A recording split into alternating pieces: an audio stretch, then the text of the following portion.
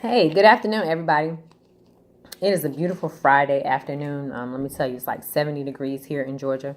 I hate cold weather, so I'm really enjoying this 70-degree weather, and I'm going to try and enjoy it at least for the next couple of days because I know the weather's going to change.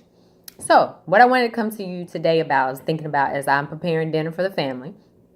And I remember having a discussion with some friends, and we were talking about what if there's one person that's in the family that's vegan or vegetarian, and everyone else in that family eats the regular way. So what do you do in that case? So for me, example, tonight was the perfect example. I'm going to make turkey burgers for my family. I'm going to make French fries for them, preparing to watch some good football, Friday afternoon football. And I'm personally going to make myself some black bean burgers and fried green bananas, which taste just like French fries, but without the actual starchiness of the potato. And so since I'm going to be the person that's going to be preparing it, I just tell you, change up what ingredients you use. They may cook with vegetable oil, but instead of cooking with vegetable oil and deep frying the French fries in that, I will use a grapeseed oil. Grapeseed oil is good for high temperatures when you want to deep fry or fry anything, stir fry it, saute it. Grapeseed oil is good for that. When we look at our olive oil is good for preparing meals when they're cold. So if you're putting it on your salads, coconut oil, the same thing. When the temperature hits them, the high temperature of the heat hits them, it changes their chemical consistency.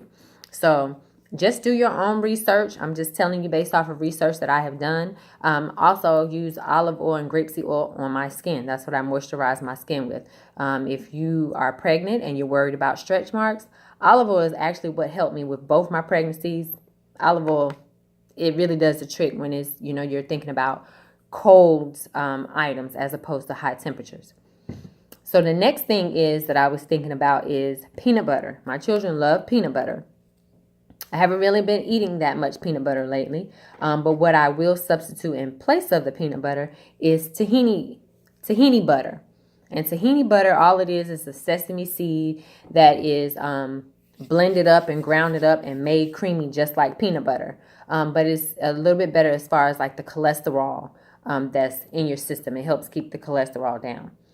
It doesn't have anything else added. It's just tahini butter.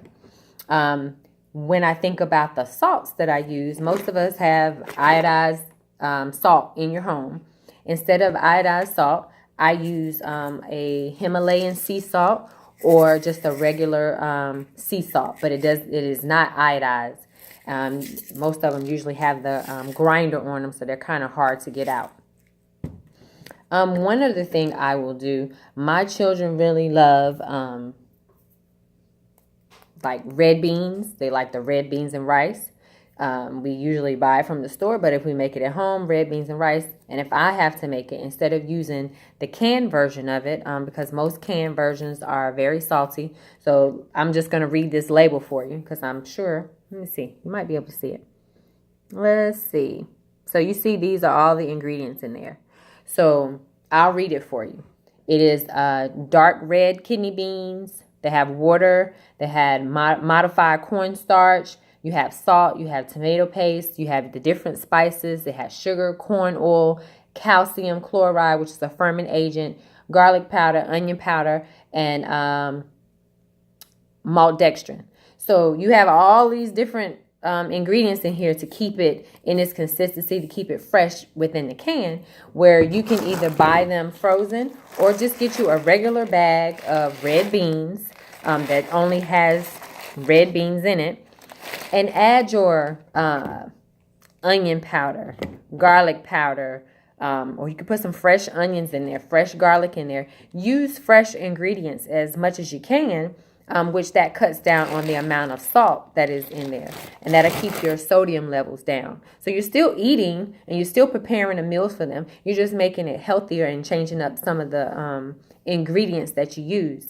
One other thing that I use, and I think I showed this to you before, but instead of using like sugar, the regular sugar, the cane sugar, turbinado sugar in the raw, I use agave nectar, and I change up brands sometimes, but agave nectar, and it's just the regular agave. It's a natural sweetener.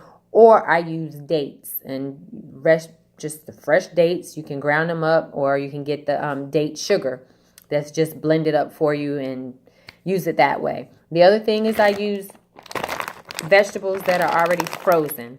So I may buy some that are already pre-frozen, like it's just broccoli. In the can, it would be broccoli with salt and probably some of these other ingredients in here. But just use fresh vegetables.